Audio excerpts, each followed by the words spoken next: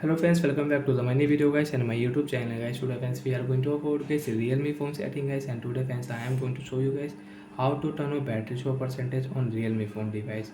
Friends, you want to off your battery show percentage on your Realme phone, so then how to off battery show percentage on Realme phone device. Friends, you can see battery percentage.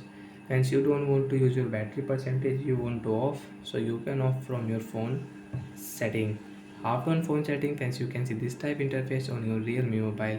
So friends, you can off your battery percentage from your notification and status bar setting.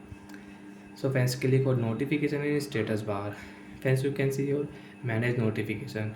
Friends, you want to on your lock screen notification. Friends, you want to off any app notification, you can off, and you can on app notification from here.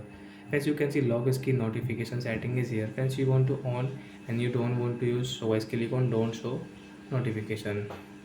Friends, now status bar setting. Friends, battery percentage is on. So friends, you want to off your battery percentage. Friends, you can see after of guys we cannot check how much battery percent we have on our Realme phone device. Friends, you want to on this battery percentage, you can on and you can check. So friends, I have 52% battery on my Realme phone device.